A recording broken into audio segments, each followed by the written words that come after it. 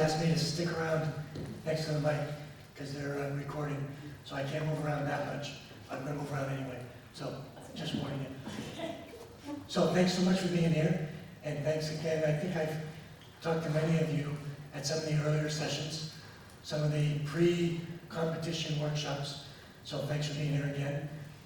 The whole concept of a business model, and I'm going to put you on the spot here real quick. What do you think a business model is? I'd ask, tell me what a business model is. What do you think? It's up there on the slide, right?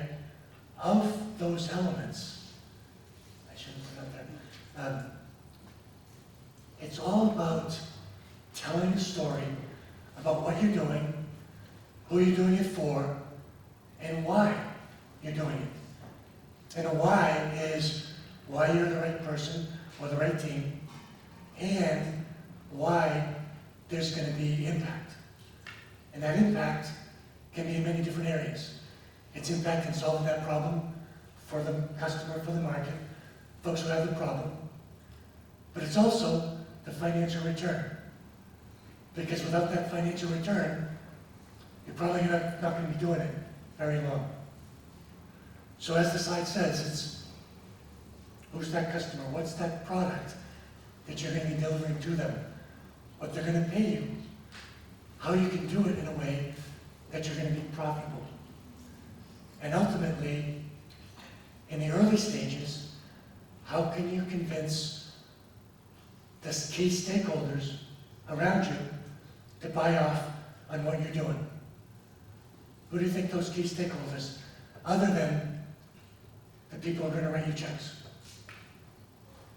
Key stakeholders. Do you have a hand up? No, sorry, I was stressed. Sorry, caught me off guard. Wow. Is it the people who, fund your business, buying a product, buying a service? Yeah, the customers. Yep. So, people who want you to finance you, give you money up front to help you do it, but the customers. Who else?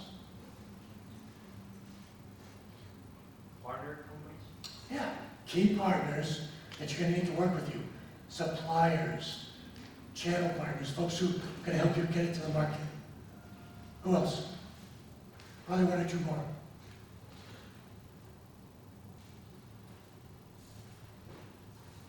If you're a startup, Advisors. huh? Advisors. Yeah, advisors. You're a small company, not a lot of money, and you have to get, go ahead. I'm going to say investors. Already talked about investors. So what about if attracting those early employees, but you really can't pay them what they maybe can make at larger companies, right? Convincing them that what you're doing is going to change the world. And potentially those government entities that maybe have to change some of the rules for you to do what you need to do. So the government regulators and the rule makers overall. So, the business model is essentially that narrative that says, this is, as I mentioned, this is what we're doing, this is why we're doing it, this is how we're going to change the world in doing that. And it's in your best interest to come along with me, with us. Give us that money early on. Those early partners, this is why you need to work with us to help us change the world, and it's going to impact you as well in a positive way. Those early employees who are probably betting on you that at some point in time they'll either get a piece of the pie or a compelling salary, but at these early stages, probably not going to happen. But they're betting on that big picture. And then those government entities that need to come along as well and help you. So, what you need to do is then tell the story around all these pieces coming together. And those business models can be around new technology, new business models, new ways of bringing those technologies to market. So let me ask you, FedEx. What's FedEx's business model? some of you may have heard this when we talked through it in the workshop. Overnight shipping? It's packages to customers. Pretty straightforward thing, right? It existed already to a certain extent. The post office, what did FedEx do differently? They came in and said, we're going to do it, deliver overnight in a compelling way that those customers who were willing to pay more said, yes, we want to work with you. Anybody know Zipcar? What did Zipcar do?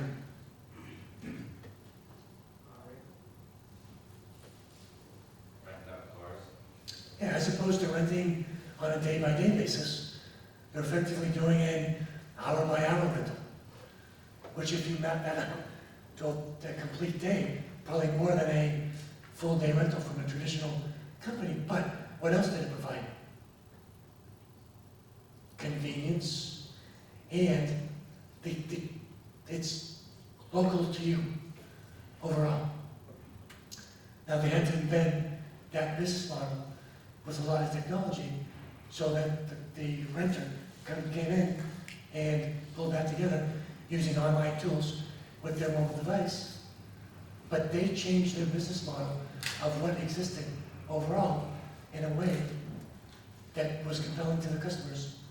But in many ways, something like that already existed to a degree. Anybody know Bill Pack? Is that when it tells you when to take what pill and what day and how many, whatnot? It's essentially a drugstore online that they package all your medications.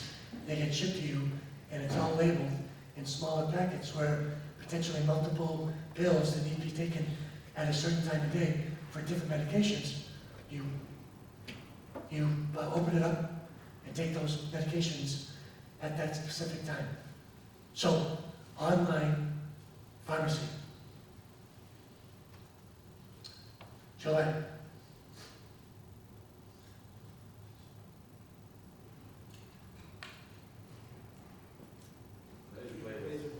Yeah, razor blade, right? The razor itself, that handheld device, fairly expensive.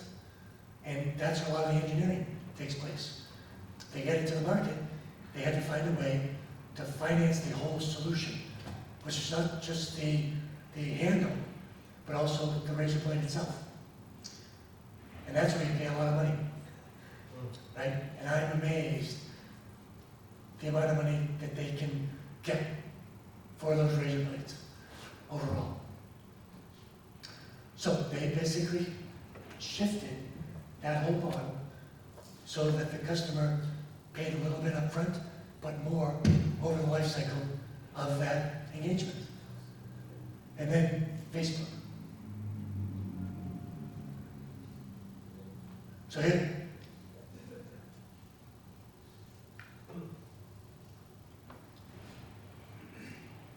Facebook is free, right? No, it's not. You're giving up a lot of information for free. So you're not the customer. What are you? You're the product to other people who are paying a lot of money for that information. That's okay, if you agree to it. So, interesting business models can be created in so many different ways to bring your product, your solution to market. So your task is to think through that, all those different pieces, and we'll talk about those pieces in a minute. How those pieces come together in a way that makes your solution, your business model collectively compelling to all those stakeholders that we talked about. The customers, yes, but the funders, the partners, your early employees, and the government regulators and others. Because from the government, what piece that the government as a hand-in for this business model that could put it in a very difficult space.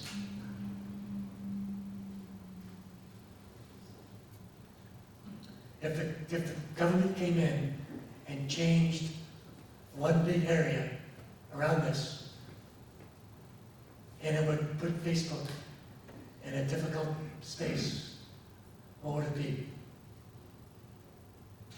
Data collection? Yeah, but take that one step further.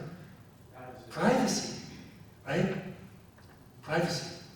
What if the government regulated and controlled privacy for the end consumer, for Facebook's product, and said, essentially, Facebook could not share that data? Don't know. Could be interesting. Right? So all these pieces tying together in ways that sometimes you don't think through as much as you should. But that's the business model, how all these pieces come together.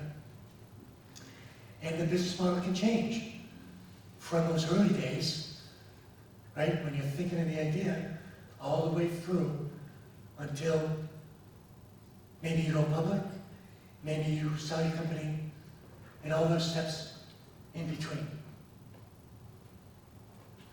Because at different stages, you learn new things. Potentially, the market shifts. New competitors come in. Government regulations change, right? Because if you're, let me ask it this way, or state it this way. If you're playing in a boring, static market that doesn't shift, and there's a lot of players already, maybe that's fairly static. If you're playing in a market that's dynamic and changing, and maybe not well-defined at this stage, and there's still a lot of things to be figured out, that's where your business model may change a bunch.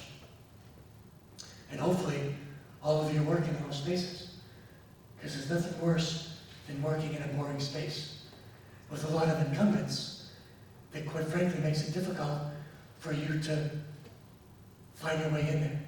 Still possible, but it can be done.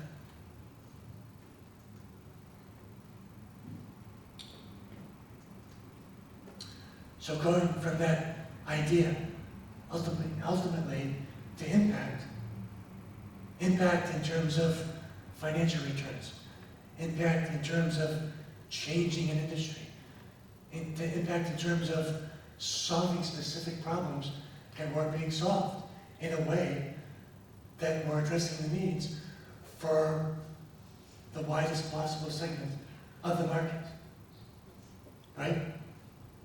And hopefully all of you are thinking in those ways.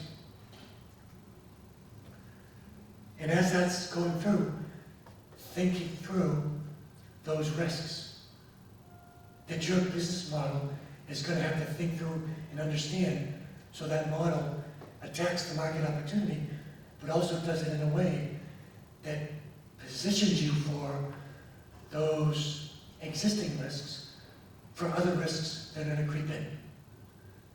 Technology risks that you don't know about. Market risks that you don't know about. Regulatory risks that you don't know about. And team risks. What if your team shifts and key individuals leave? Hate to say it, but one of them gets hit by a bus. God forbid, right? That business model needs to prepare you for, different risks as you move forward through those steps. Questions on that?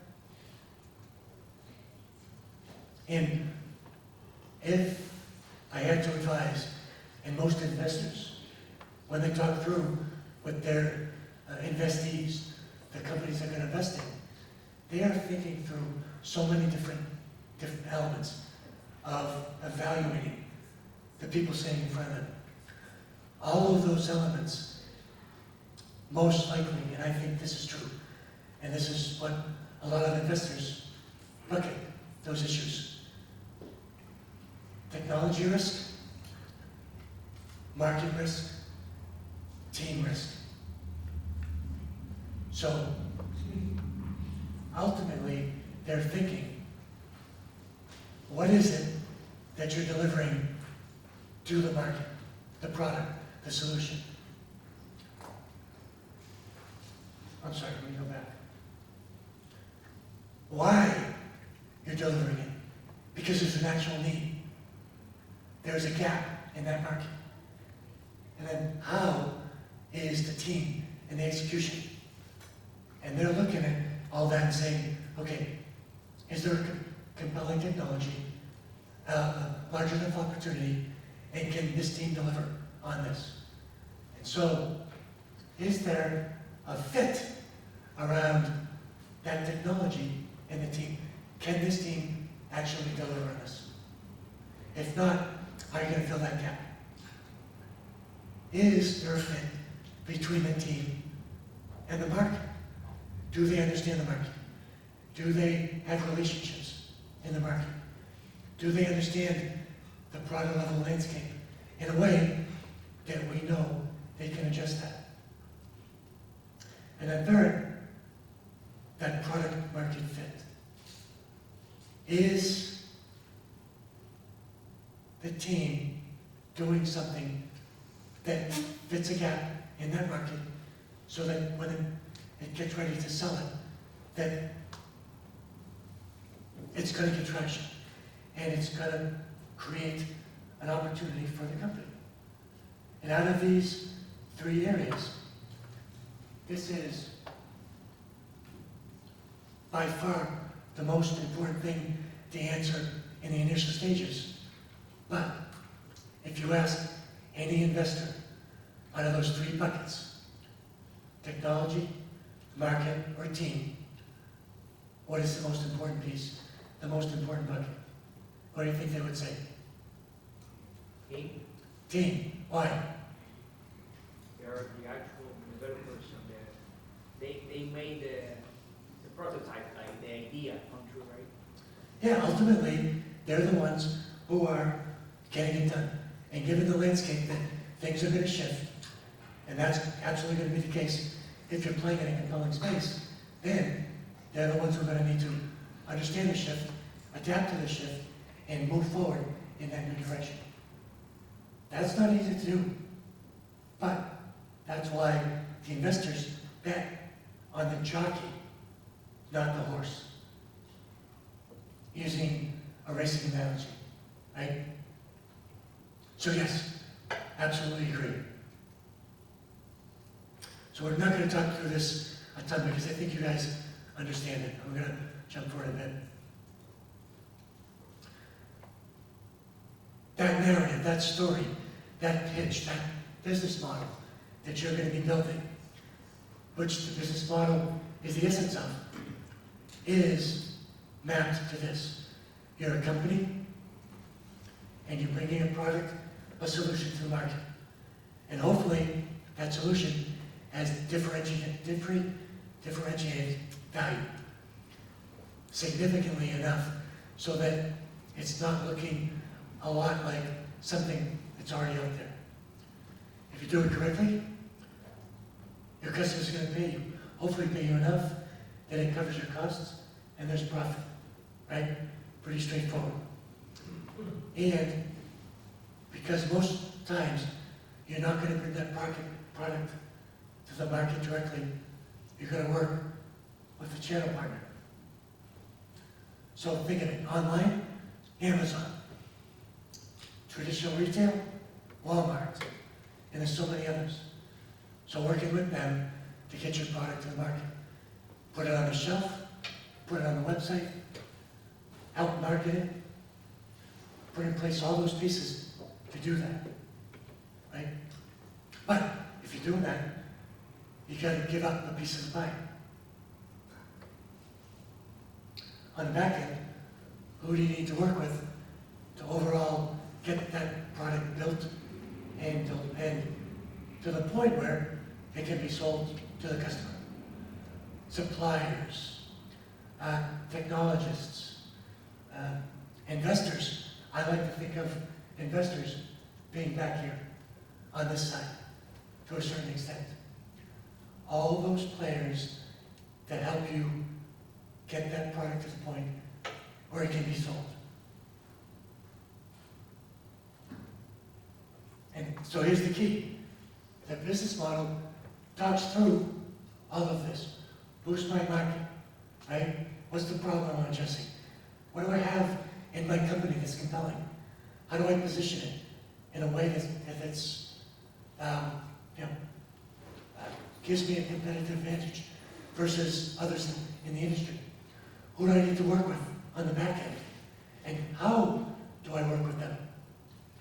Who's going to help me get that product to market? And then, how do I position with the investors?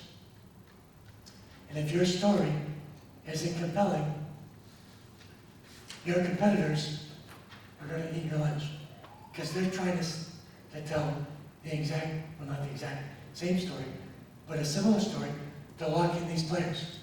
Because if you don't carve out a space in the market, shame on you. If you don't carve out a space with your suppliers, because don't assume there's an unlimited number of suppliers. Shame on you. Same thing with the channel partners. Amazon, Walmart. If you can't convince them that you're going to sell a lot, they're not going to give you shelf space, website space, right? So what is that story that says we're going to kill it overall? We're going to do it. And then, obviously, to the investors.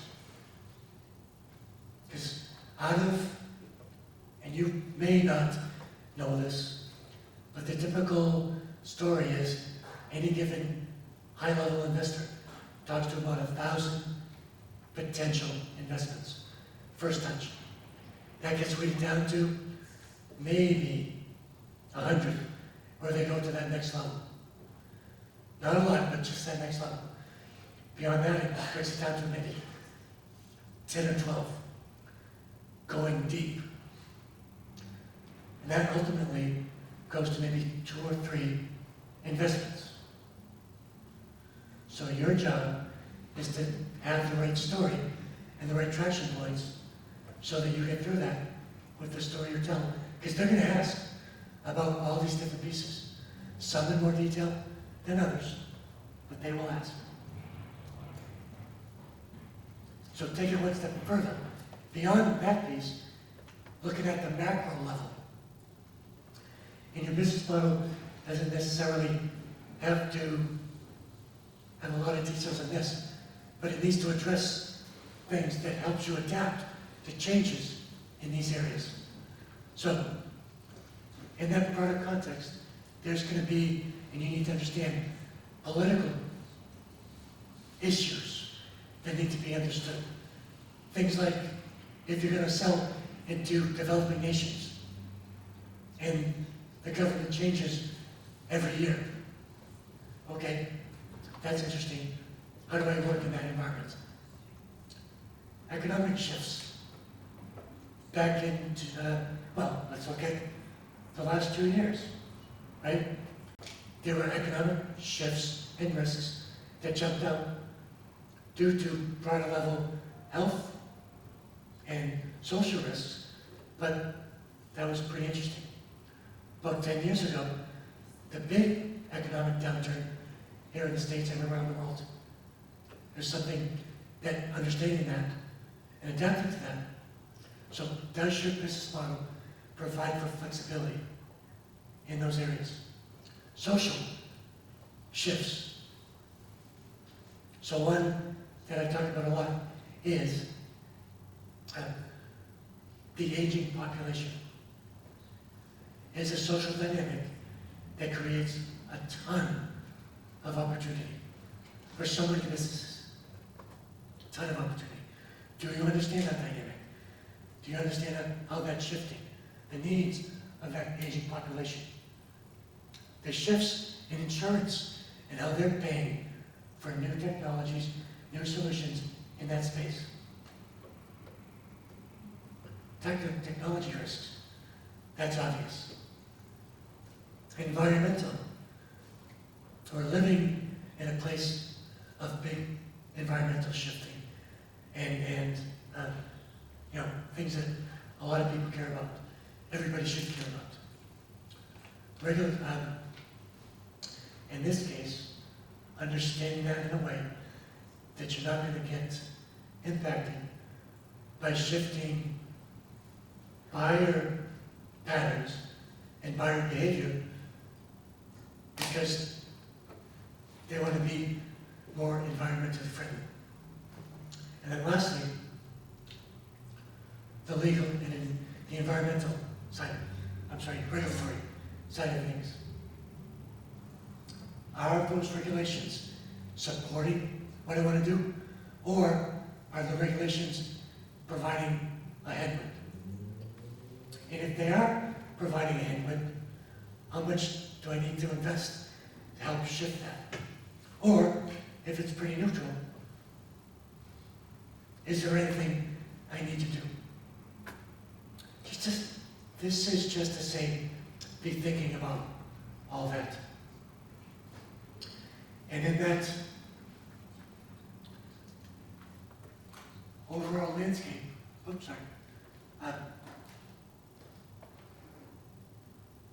one of the biggest things you're going to need to decide in that business model is in that value chain that you play in.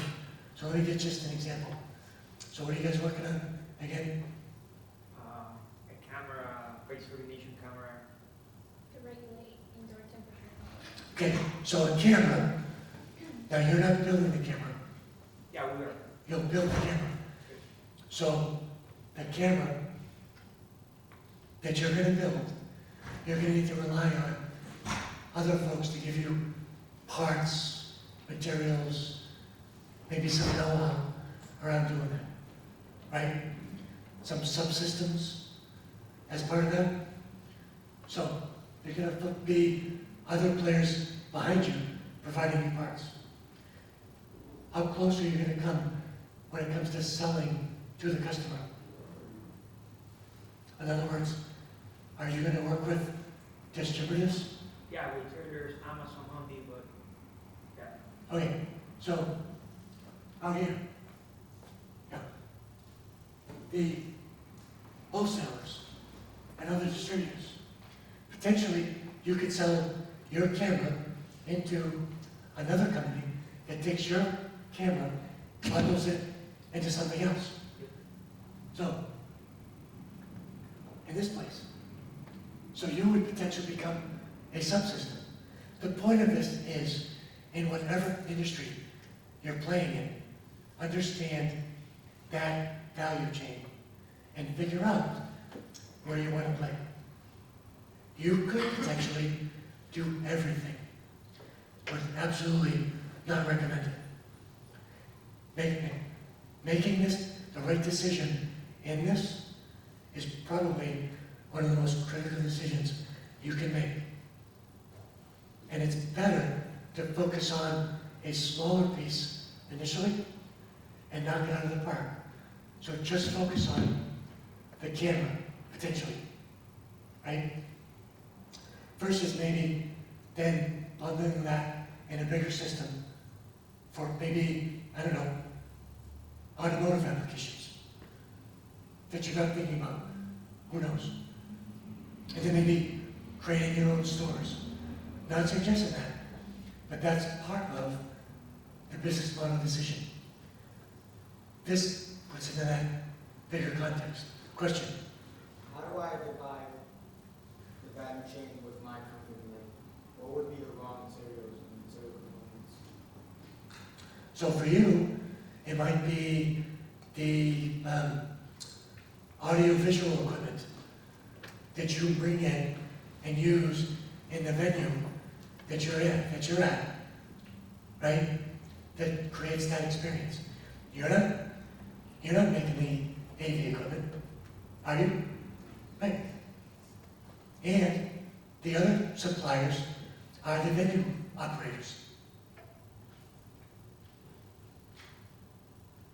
But it could also be the venue operators on the front end to help you get to your customers. We can help you think through that in a lot of ways. So the decisions you make around which customers to focus on, around who to partner with, around your value proposition overall, is going to shift depending upon where you play in this value chain. But here's an important piece. No matter where you play, if you lose sight of the value proposition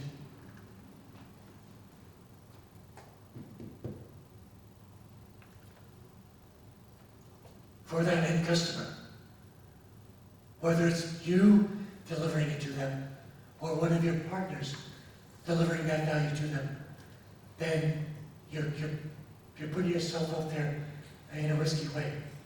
Don't rely on your channel partners to be the ones to understand the ultimate value proposition and value to that end customer, because that will flavor what you do in what you're doing. Does that make sense? I'll speed it up a bit.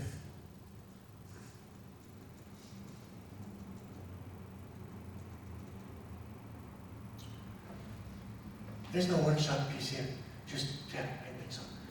So this is just a quick example, and this may not be completely right, but it touches on the point, right? Tesla as a company, if I had to say to you, what is Tesla? Where does Tesla play in the automotive value chain? All of it. All of it? Almost, yeah. They made their own parts. They do this is like a original car, and they're even a dealer. They play in a lot of places. Anybody else?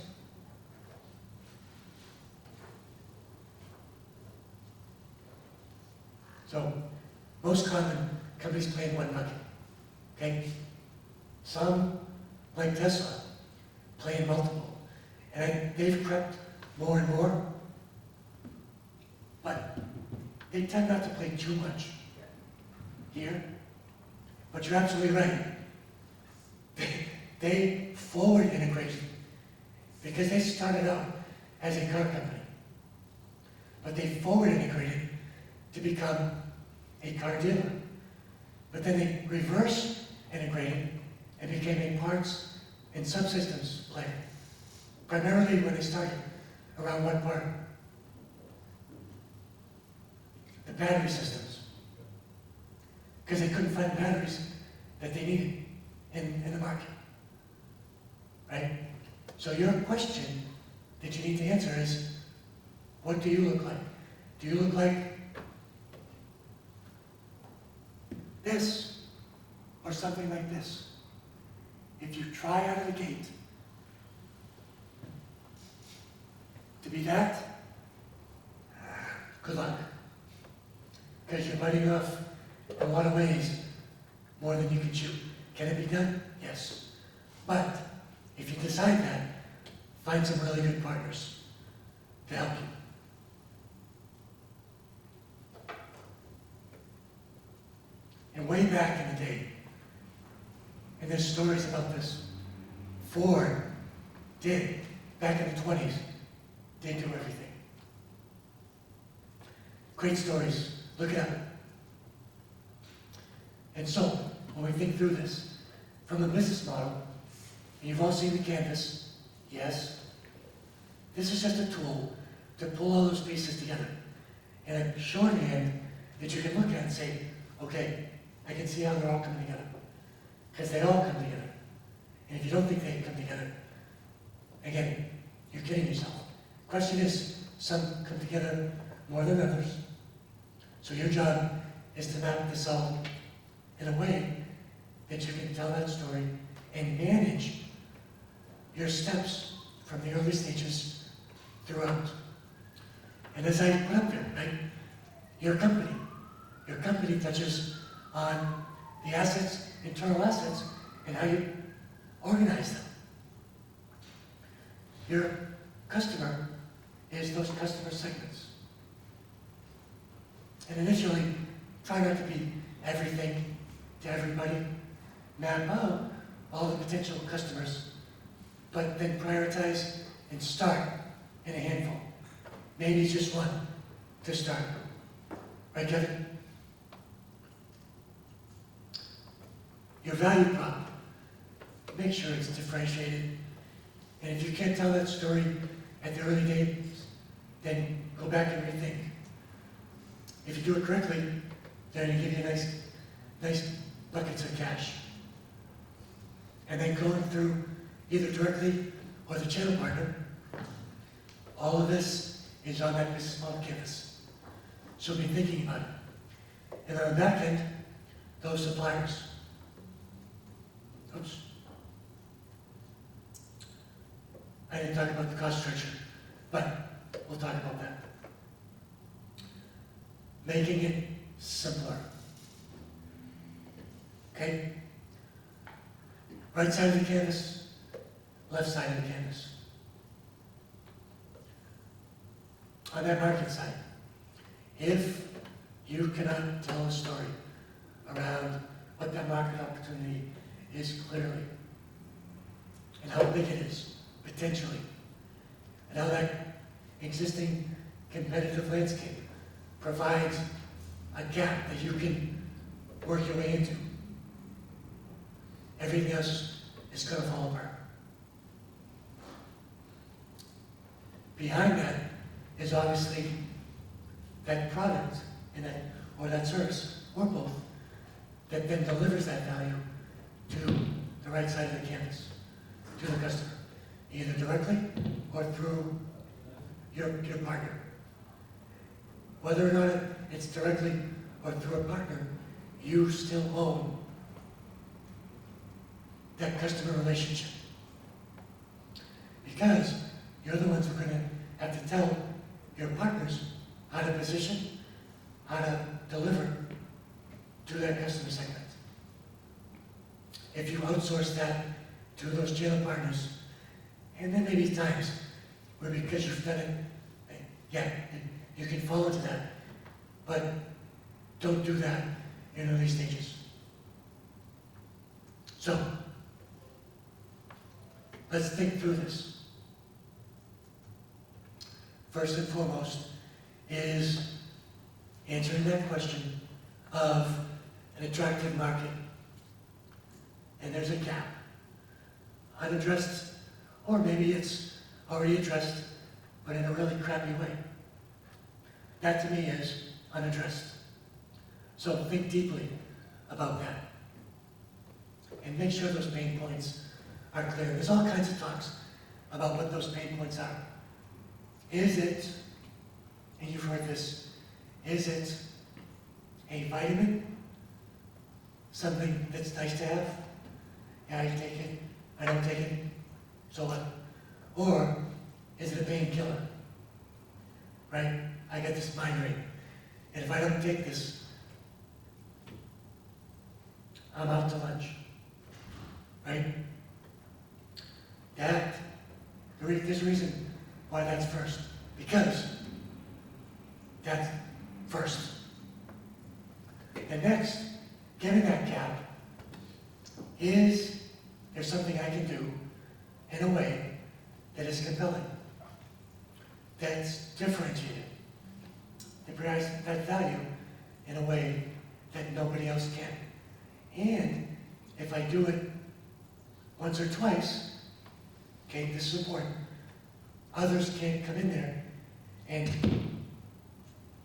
eat my lunch down the road, push me out down the road. And there's ways to do that by having strong IP, by locking up some exclusive arrangements with partners and suppliers, right? By locking in, and this can be hard, locking in some of those marquee customers and just making them so happy there's no way they're going to leave you. That can be hard. That's important. If you invest all that time and money and carve out and prove that there's a compelling market, right? And you do all the dirty work and convince everybody else, and somebody comes in and eats your lunch. And of course I teach, that's the difference between what they call a first mover or a fast follower. Right, David? He knows this in detail. Lynn knows that as well. Right? Okay. Okay. Think through that. Third is there a path to get? We always think, oh, let's get the customer. Great, great, great. No, no, no. One-time customers, it's not worth your effort. It's get them, but then you guys are getting all these slides. Right, Holly? They're gonna get the slides. Yep, already sent it out. Okay, you did, okay. Get that person, that customer, but then lock them in. And keep them, and then grow them in terms of other products, other services that they may want. And you do that on your own initially, and then going forward in partnership with those channel partners. But you own that in the early stages. If you outsource that, shame on you. Because, and this is where it's important, if you outsource that at the early stages, and there's still some question around the product, and that first product that you put out there is 80, 90%, but there's still some learning. How are you going to get that feedback if the only touch points with that customer is your channel partner? That's hard. Be out there, be in the face of them. And we touched on this, the channel partners, they're going to help you market, sell, and very importantly, support those customers. Depending on the industry that you're playing in, that support side can be such a time and effort suck, but very important. And remember on this, all of these players are going to need a piece of the pie. Sell something for $1, they're going to need 20 cents, 30 cents, 50 cents. Who knows? Part of the business model. On the back end, before you do that, questions on the right side.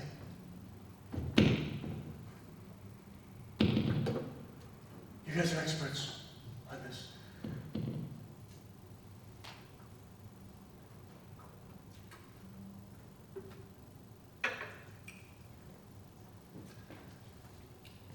So this is where it's interesting.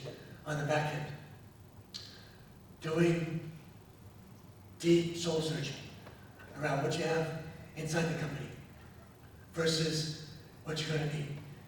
Now, what you have inside the company versus what you need doesn't mean you can't eventually bring that something that doesn't exist today in eventually. But you have to have a good reason to do that versus working with a partner.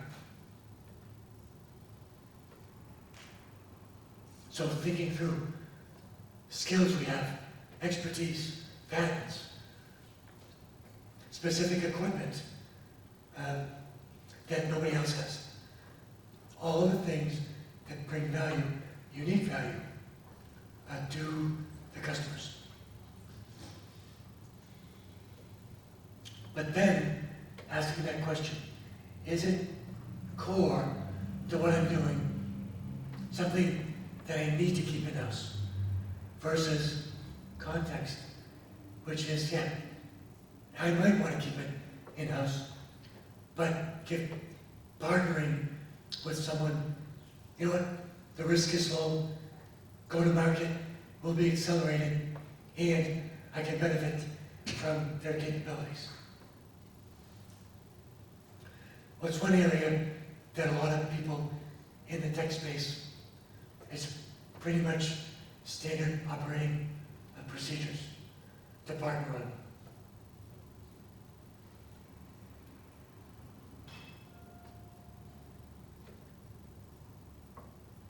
Is that a question?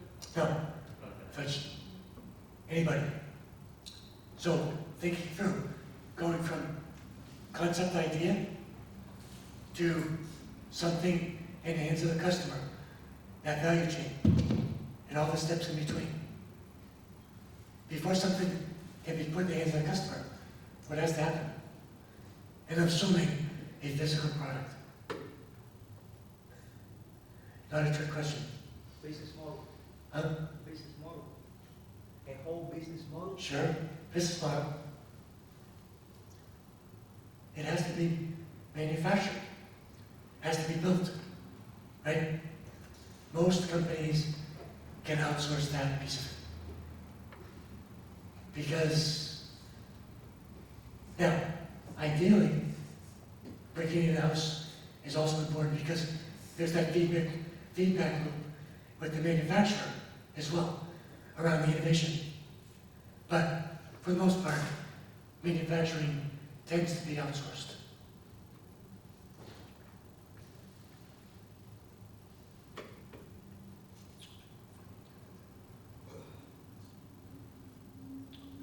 Did these get shifted, Ollie? All right, I'll work with these.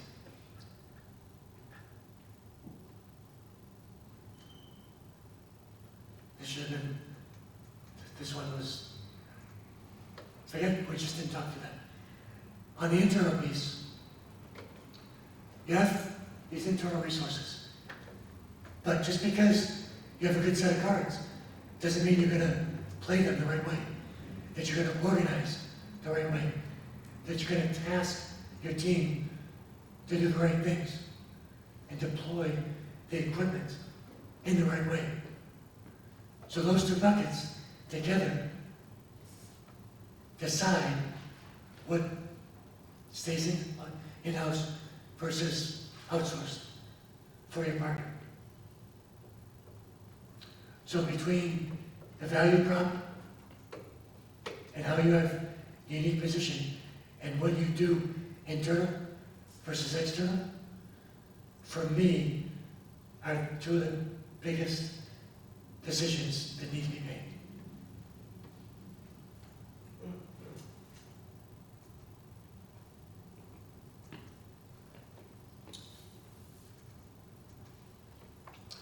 So in piecing it, all together, it's how all of those buckets come together in a way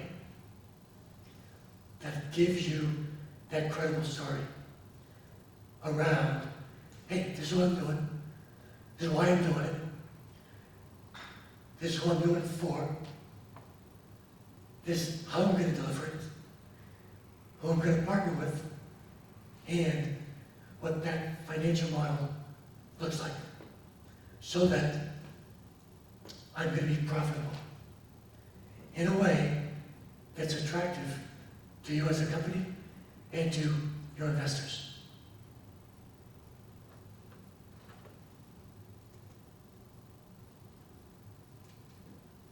Questions on that?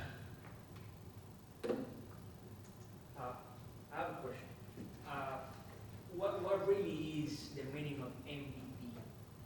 Is it the first prototype product, or is it the first pilot? Like the first, that you already have your first product and you're delivering for the first time to the customer? I like you said that. Because I keep finding different meanings in Google. Don't. It's different. It can be different. To me, the MVP, most people latch onto the lowest featured, the lowest capability product that you can put in the market that will actually get a customer to write you a check. Okay? To me, that minimum viable product is what it's going to take to get you to that next stage in your company evolution. Okay? Okay, so both. It's both. Okay.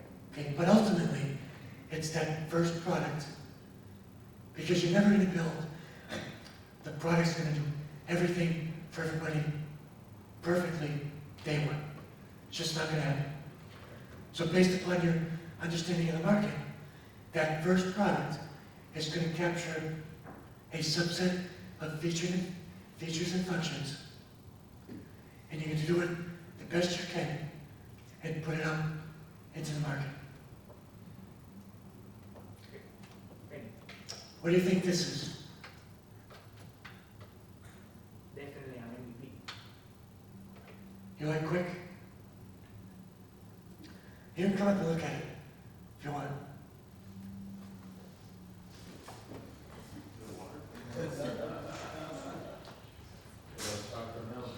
That's good. I'm not going to tell you what that is. The work? Yes, it does. You want to test Take, pull it apart. Don't pull the tubes. But you can open these two caps. But don't open anything else. I'm guessing in one side, out the other, are different products? Keep going. Maybe chocolate milk mixer for you already, or Okay, you're getting distracted filter maybe? by this. That's a medical device. It's a filter? It could be a medical device.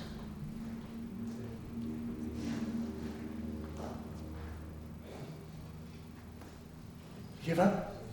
It makes Does it it normally hold powder in there? Getting closer. So you pour milk at the top and it mixes it and pour milk in. I like where you're going. Okay, if you did that for the application this was designed for, people would probably barf, but how would that compare? 2 people to drink at once? So, guy walked into my office 7 years ago. He was and this is a hint, he was a building superintendent for like an apartment building. So he was a super, that if things went wrong, okay, that's the guy you call. So you have to think about building maintenance and all those other things. Okay? So that hook on the back is another hint. Hand sanitizer dispenser. Who said that? Me. You're getting closer. Oh,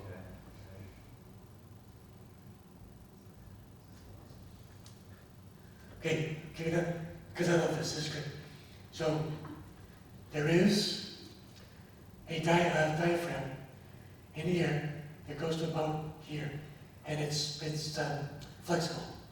Okay. So yes, stuff does go in the side, and there is fluid that will come in this side as well, but not via this. Via this.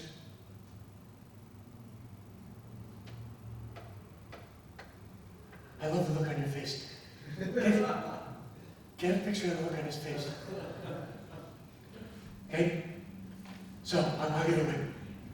It's basically a toilet bowl cleaning device.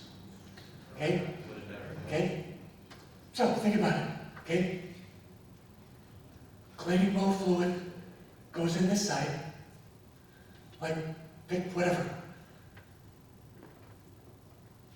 This hooks up to your water feed. Okay? Water comes in here and goes in here, forces water into that diaphragm. Cause the other one to push up, forces fluid out of this into the tank. While at the same time, water's filling with this one, right? Why do you think he built this?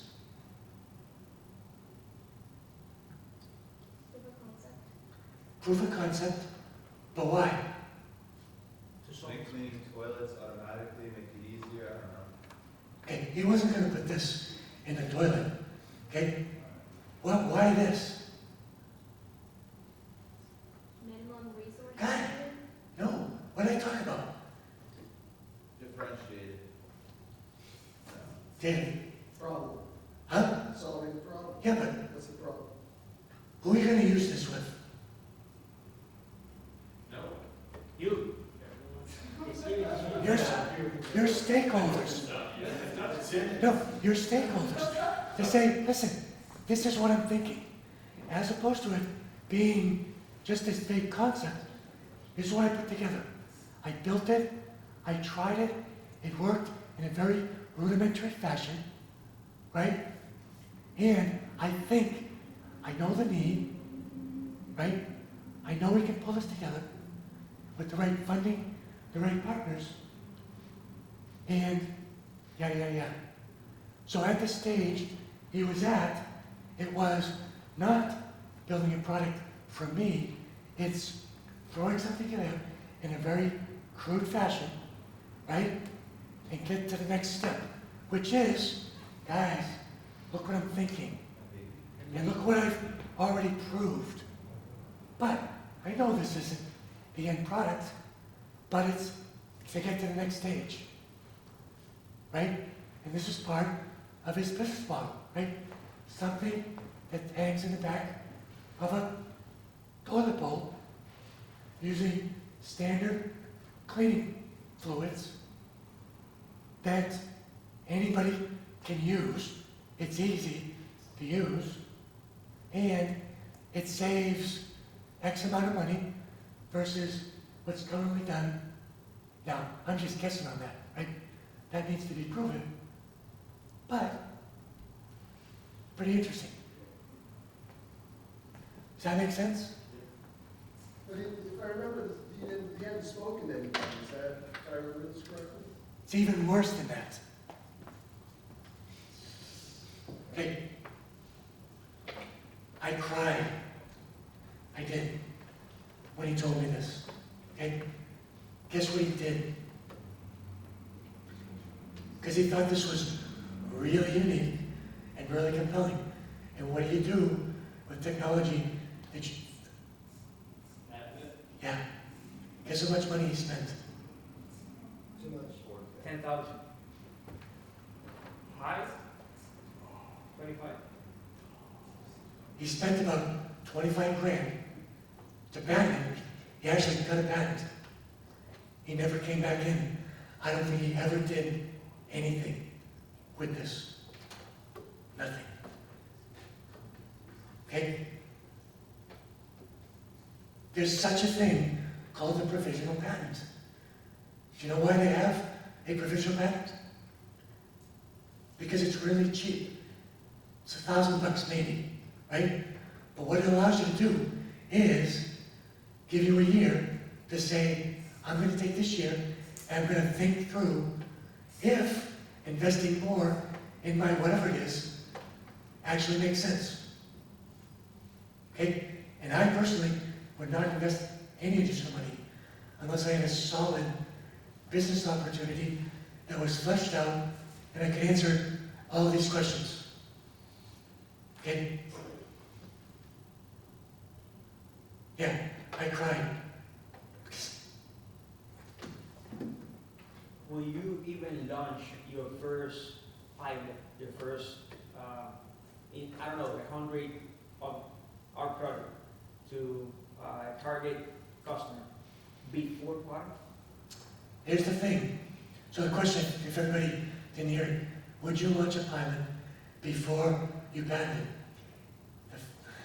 I think Holly and David have told you guys about this.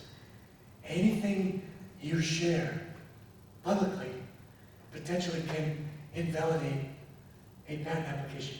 Even sharing with a potential pilot site, if you do it without the right paperwork in place, like non-disclosure agreements, like joint development agreements that have some non-disclosure provisions in them. So, short answer is, I would not, unless I had at least a provisional. To my understanding, once you share your idea in a public space like DifferenceMaker competition, you have a year to find it, right? No? It used to be that way in the US. It was never that way internationally. About 3 years ago, the patent process shifted.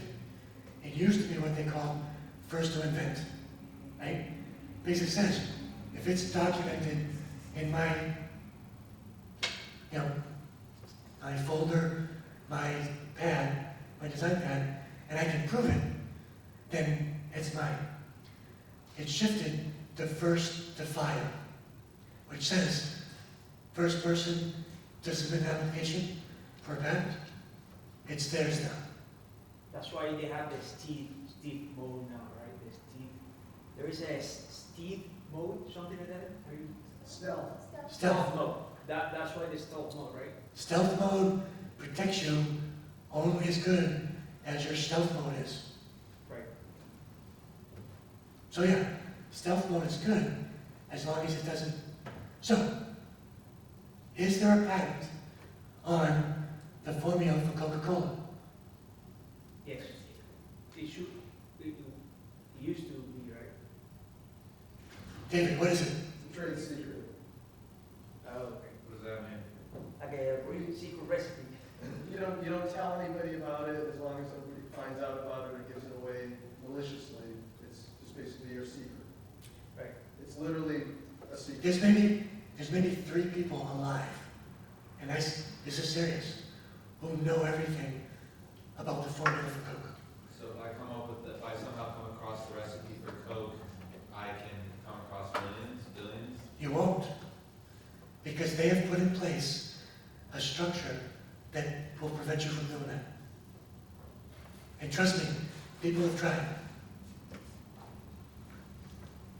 And as a reminder too, Chris McKenna will be here next week as a guest speaker, so he's gonna dive into all of this in more detail.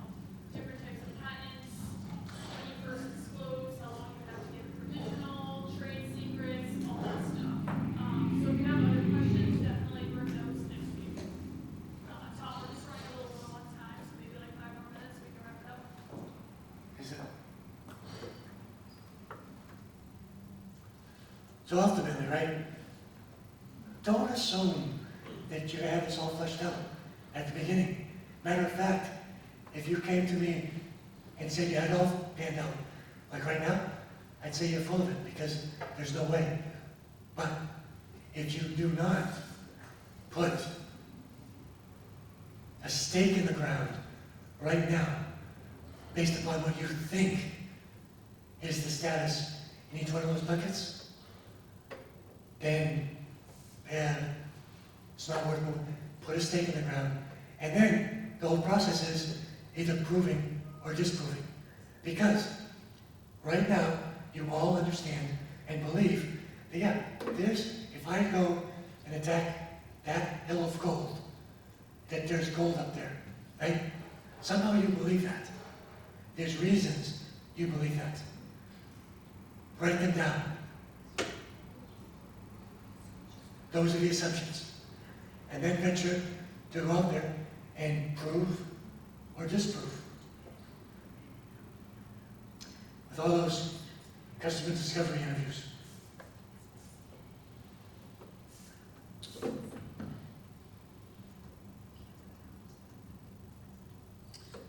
And it starts iterating until, and here's the until, it doesn't have to be perfect, okay? It just has to be good enough, right? So if it was me, and I was the guy who was doing this, and I forget his name,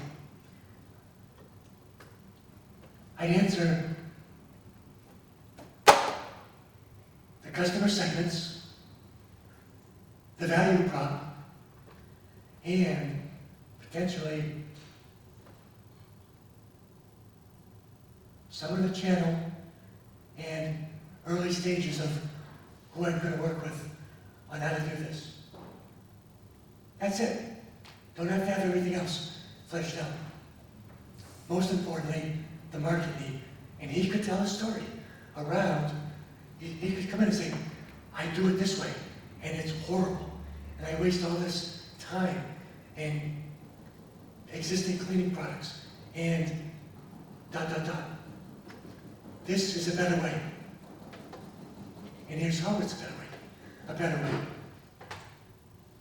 Right? So don't think you have to do all of it. Just enough to get to the next stage.